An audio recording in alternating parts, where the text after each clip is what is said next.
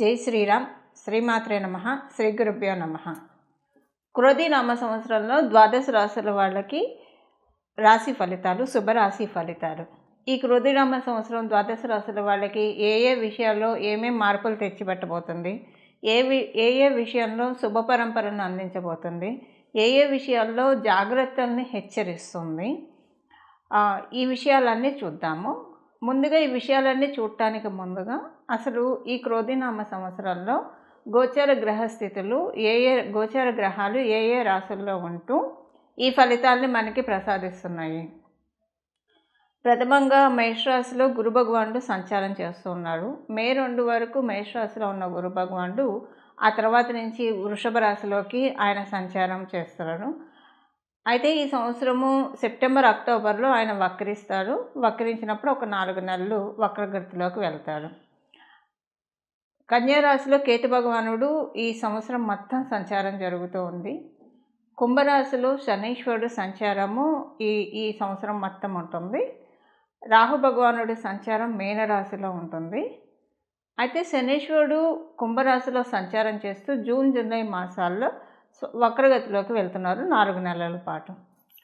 అయితే ఏదేమైనా సరే ఈ వక్రగతులు మరియు ఏదన్నా స్పెషల్ గోచార గ్రహస్థితులు ఏదైనా ఉంటే మన ఛానల్లో అప్డేట్స్ వస్తూనే ఉంటాయి.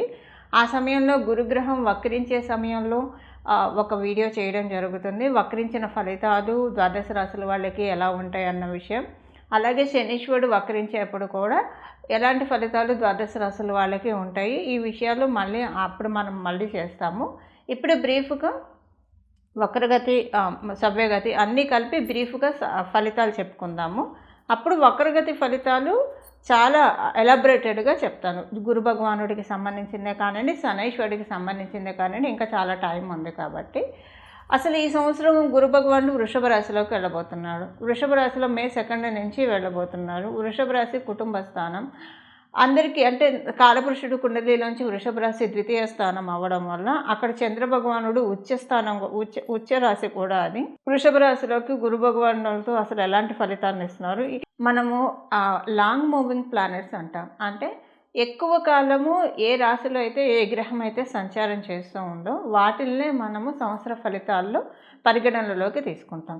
గురు భగవానుడు 1 year సంచారం చేస్తారు. రాహుకేతువులు 1.5 years సంచారం చేస్తారు. శనీశ్వరుడు 2.5 years సంచారం చేస్తారు. కాబట్టి మనం సంవత్సర ఫలితాల్లో ఈ 4 గ్రహాలని మేజర్గా ముఖ్య భూమికగా తీసుకుంటాం. ఇక మిగతా గ్రహాలు మనకి మాస ఫలితాల్లో తెలుసుకుంటాం. ఎందుకంటే సూర్యనారాయణమూర్తి నెలలో మారిపోతాడు, బుధుడు 25 రోజుల్లో మారుతాడు, కుజుడు 45 రోజులు ఇలాగ మారిపోతూ ఉంటారు. కాబట్టి వాళ్ళని మనం మాస ఫలితాల్లో వాళ్ళ గురించి మనం తెలుసుకుంటాం. అవి ఏ ఫలితాలు ఇస్తాయి అన్నది కూడా మనం మాస ఫలితాల్లో తెలుసుకుంటాం. అయితే ఇప్పుడు ఈ గోచార గ్రహస్థితులు మనం తెలుసుకున్నాం కదా, దీన్ని బట్టి ద్వాదశ రాశుల వాళ్ళకి ఎలాంటి ఫలితాలు ఈ గోచార గ్రహస్థితులు ప్రసాదించబోతున్నాయి అన్న విషయాన్ని మనం పరిశీలిద్దాం. మకర రాశిలో పుట్టిన వాళ్ళకి క్రోధి నామ సంవత్సరం ఎలాంటి సత్ఫలితాన్ని ఇవ్వబోతుంది, ఏ విషయాలు జాగ్రత్తను సూచిస్తుంది తదితర విషయాలు తెలుసుకోవడానికి ముందుగా ఆదాయ వ్యయం, రాజపూజ్య అవమానం ఒకసారి చూద్దాం. ఈ సంవత్సరం ఆదాయం 14 ఉంది, వ్యయం 14 ఉంది, 2 కూడా సరికి సమంగా ఉన్నాయి.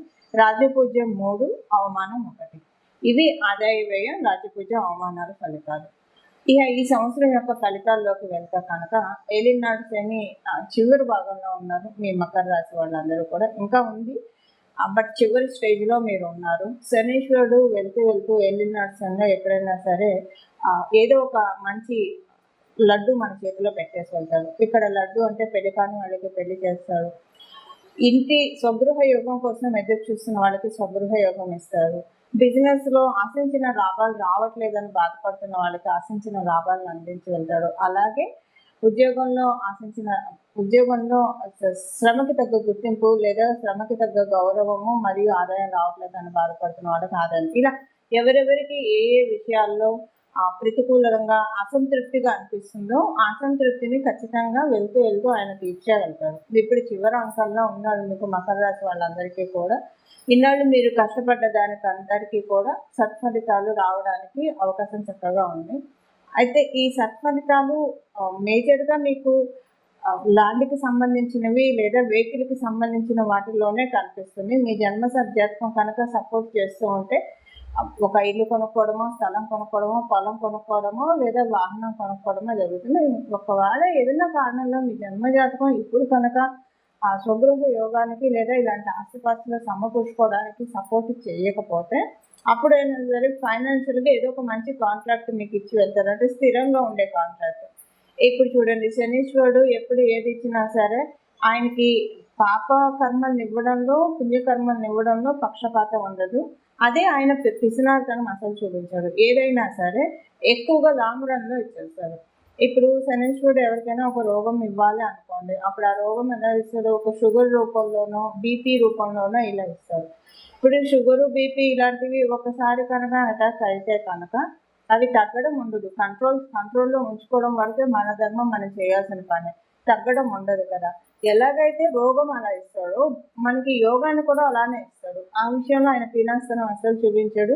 ఈ సంవత్సరంలో ఆయన మీకు ఇచ్చే యోగము డెఫినెట్‌గా కొన్ని సంవత్సరాల వరకు అట్‌లీస్ట్ మీకు కొన్ని సంవత్సరాల వరకు ఉండేది. ఇప్పుడు సపోజ్ మీకు ఇల్లు వచ్చిందనుకోండి. రాగానే మీరు అమ్మేసారు కదా! దాన్ని అనుభవిస్తారు కదా! అమ్మిన దేని టర్మ్స్‌లో అమ్ముతారు? మీకు బాగా మంచి లాభం వచ్చింది. ఇంక ఇది అమ్ముకుంటే మనకి ఇంకా మంచి ఇల్లు దొరుకుతుంది లేదా బాగా కలిసొస్తుంది అనుకుంటే తప్పించి లేకపోతే అమ్మడానికి కూడా అంటే అలా ఒకవేళ అమ్మాల్సి వచ్చినా కూడా అలానే అమ్మిపిస్తాడు. కానీ లేకపోతే కనుక ఆయనలో మీరు ఉండి ఎంజాయ్ చేసే విధంగా లేదా ఏదైనా సరే మీకు ఇచ్చేది ఏదైనా సరే ఇంకా స్థిరంగా ఇది ఎలా ఉంటుందంటేనండి ఈ పెద్దవాళ్ళు కనుక బాగా ఆస్తిపాస్తులు సంపాదించి పెట్టారు అనుకోని మన తాత ముత్తాతలు ఎవరైనా ఏం చేస్తారు? వాళ్ళ పిల్లలకి ఇవ్వరు. వాళ్ళకి అనుభవించే హక్కు వరకే ఇస్తారు. వాళ్ళ మనవాళ్ళకో మనవరాళ్ళ పేరు మీదే రాసి పెడతారు. అంటే దాని మీద వచ్చే అనుభవించే హక్కునైతే పిల్లలకి ఇస్తారు కానీ దాన్ని చెరిచే హక్కు ఇవ్వడు. ఇప్పుడు ఇదంతా ఎందుకు చెప్తున్నానంటే శనైశ్వరుడు మీకు ఇలా లాంగ్ రన్‌లో ఏదో ఒక బ్లెస్సింగ్ ఇవ్వడానికి అనుకూలంగా ఉన్నాడు. చివరిలో నేను తెలిపే పరిహారం చేసుకోండి. దాంతో పాటు ఇప్పుడు మన లాంగ్ రన్‌లో మీకు వచ్చే బెనిఫిట్‌ని మీరు అందుకోవాలంటే ఈ పరిహారం కూడా చేసుకోవడానికి ప్రయత్నించండి. చాలా చక్కటి ఫలితాలు వస్తాయి. అయితే ఇక్కడ ఒకటేంటంటే మనకి ఇక్కడ ప్రాక్టికల్ రెమెడీ ఒకటి ఉంటుంది. స్పిరిచువల్ రెమెడీ ఒకటి ఉంటుంది. శనైశ్వరుడు మన బిహేవియర్‌ని బాగా చెక్ చేస్తూ ఉంటారు. పెద్దలతో మనం ఎలా మాట్లాడుతున్నామో, అందరితోటి మనం ఎంత మర్యాదపూర్వకంగా వ్యవహరిస్తున్నామో, వెనక మన మనుషుల ముందు ఎంత ప్లెయిన్‌గా ఎంత స్వచ్ఛంగా ఉంటున్నామో వాళ్ళ వెనక కూడా అంతే ప్లెయిన్ అంతే స్వచ్ఛంగా ఉండాలి.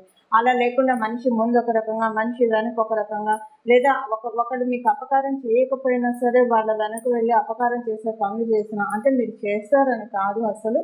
కాకపోతే ఇలాంటివన్నీ శనీశ్వరుడు చెక్ చేసి దాన్ని బట్టి మీకు ఎలా ఇవ్వాలి ఫలితాలు కొంచెం ఇవ్వాలా ఎక్కువ ఇవ్వాలా అని ఆలోచిస్తారు. కాబట్టి ఈ విషయాల్లో మీరు కొంచెం జాగ్రత్తగా ఉండండి. ఎప్పటికప్పుడు ప్రతిరోజు ఆత్మవిమర్శ చేసుకుంటూ పడుకోండి.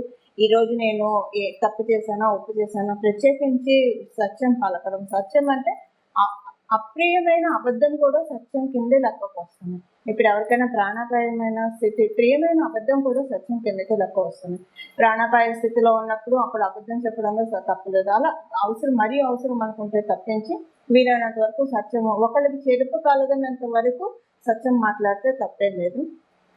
శనీశ్వరుడు ఇప్పుడు నఖశిఖ పర్యంతం చెక్ చేస్తూ ఉన్నారు. ఇచ్చేదైతే ఆయన ఇచ్చేదే. కాకపోతే ఇప్పుడు ఒక తాతగారికి 4, 5 ఆస్తిపాస్తులు ఉంటాయి కనుక అన్నీ మనకే ఇస్తారా? లేదంటే 1, 2 మనకిచ్చి మిగతా వేరే వాళ్ళకి డిస్ట్రిబ్యూట్ చేస్తారా?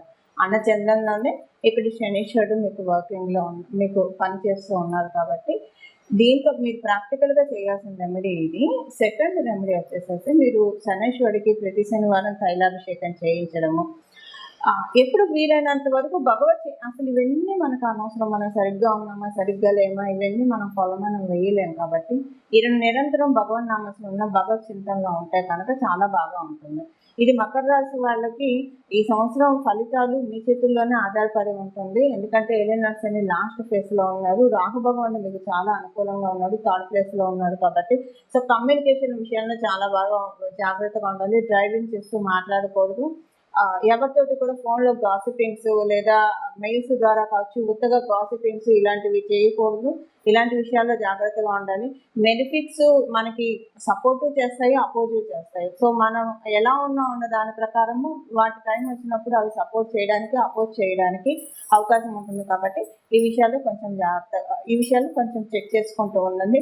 ఎవరైనా అనవసరమైన విషయాలు మీతో ఫోన్‌లో మాట్లాడుతున్నా కూడా వాటిని కట్ చేయండి. వీలైనంత వరకు ఫోన్‌లో ఎక్కువ మాట్లాడకపోవడం మంచిది. ఎక్కువగా ఎవరితోటి కూడా అవసరమైనంత వరకు మాట్లాడితే ఏ ఏ ఇబ్బంది రాదు. లేకపోతే మీ మీద కొన్ని రూమర్స్ కూడా స్ప్రెడ్ అయ్యే ఛాన్స్ ఉంది కాబట్టి కొంత ఈ విషయంలో జాగ్రత్తగా ఉండాలి ఈ సంవత్సరము. అలాగే మీకు కొంత ఆధ్యాత్మికత వైపు వెళ్ళడానికి కూడా అవకాశాన్ని చక్కగా గోచార గ్రహస్థితులు కలగజేస్తూ ఉన్నాయి కాబట్టి ఈ విషయాల్లో కొంచెం మీరు దృష్టి ఎక్కువ పెట్టాలి. మీ నిత్య దైనందిన జీవితంలో మీ పనులు మీరు చేస్తూ ఆధ్యాత్మికత వైపు కూడా దృష్టి సారిస్తే చాలా చక్కటి శుభ ఫలితాలు ఉంటాయి. వ్యాపారస్తులకి ఇప్పుడు మనం తెలుసుకున్నాం కదా, శనీశ్వరుడు వ్యాపారస్తులకే కావచ్చు, ఉద్యోగస్తులకే కావచ్చు, అందరికీ మంచి ఐడెంటిటీని, గుర్తింపుని అందించబోతున్నారు. ఒక శనీశ్వరుడు అనే కాదు, మిగతా 3 ప్లానెట్స్ కూడా అనుకూలంగానే ఉన్నాయి మీకు. కాకపోతే ఈ విషయంలో, బిహేవియర్ విషయంలో, కమ్యూనికేషన్ విషయంలో కొంచెం ప్రాపర్గా చెక్ చేసుకుంటూ ఉంటే కనుక చక్కటి విజయలక్ష్మి సొంతం అవుతుంది. మీ చక్కటి సుఖసౌఖ్యమైన జీవితం కొన్ని సంవత్సరాల వరకు జీవించడానికి ఈ సంవత్సరం మీకు నిజంగా ఒక అవకాశాన్ని ఇస్తుంది. సో ఈ అవకాశాన్ని మీరు ఎలా వినియోగించుకుంటారో అన్నది మీ చేతుల్లోనే ఉంది. సో ఈ సంవత్సరం మీరు వినియోగించుకునే అవకాశాన్ని బట్టి కొన్ని సంవత్సరాల వరకు కూడా మీకు ఇప్పుడు వచ్చే యోగము స్టాండ్ బై అవుతుంది. లేదా ఇప్పుడు కొంత యోగమే ఉంటుంది, అది ఈ సంవత్సరము, వచ్చే సంవత్సరం, ఆ పై సంవత్సరం వరకే అప్లికేబిలిటీ ఉంటుంది. ఆ తర్వాత రివర్ట్ పొజిషన్ ఉంటుంది. కాబట్టి ఈ విషయంలో కొంచెం జాగ్రత్తగా ఉండాల్సిన అవసరం ఎంతైనా ఉంది. ఇవి ఈ సంవత్సరం యొక్క క్రోధినామ సంవత్సర ఫలితాలు మకర రాశిలో పుట్టిన వాళ్ళందరికీ. చూశారు కదండి, క్రోధినామ సంవత్సరంలో మీ రాశి యొక్క ఫలితాలు. అయితే ఏ పరిహారం చేసుకుంటే ఈ సంవత్సరం అంతా కూడా చాలా చక్కగా సజావుగా వెళ్తుంది, ఈ విషయాన్ని మనం తెలుసుకుందాము. ఈ సంవత్సరము మనం దృష్టిల రీత్యా కూడా పరిశీలిస్తే గురు భగవానుడు వృషభ రాశిలో ఉంటూ పంచమ దృష్టితోటి కన్యా రాశిని, సప్తమ దృష్టితోటి వృశ్చిక రాశిని, అలాగే నవమ దృష్టితోటి మకర రాశిని చూస్తూ ఉన్నాడు.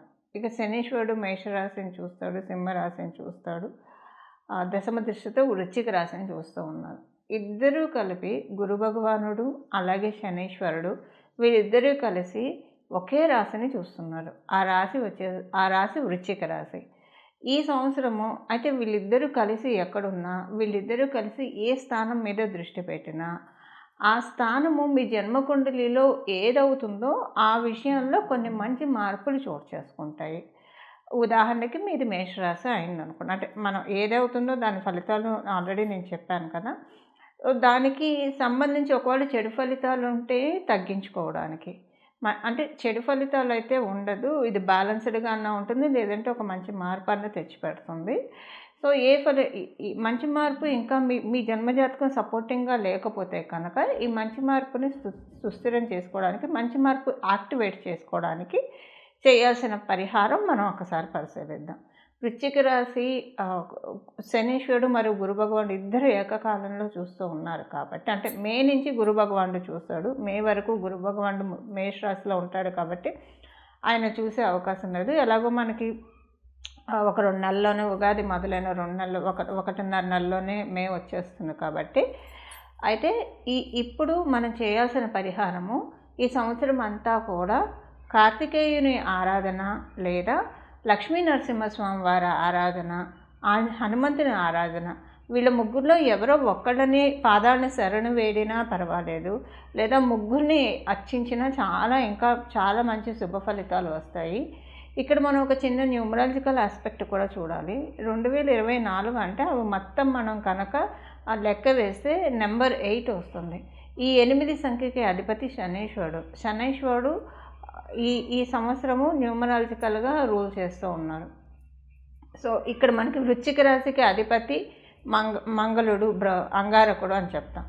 సో వీళ్ళిద్దరికీ ఎప్పుడూ కూడా పూర్తిగా అనుకూలంగా ఉండదు. అందువల్ల వీళ్ళు ఇప్పుడు అంటే వచ్చే యోగాన్ని మనం వడిసి పట్టుకోవడానికి ఇప్పుడు మనం తెలుసుకున్న ఈ దేవీ దేవతల ఆరాధన అంటే కార్తికేయుని ఆరాధన కావచ్చు, లేదా హనుమంతుడి ఆరాధన, లక్ష్మీ నరసింహస్వామి వారి ఆరాధన. ఈ ముగ్గురులో ఎవరు ఆరాధన చేసినా పర్వాలేదు, ముగ్గురిని కలిపి ఏకకాలంలో ఆరాధన చేసినా పర్వాలేదు.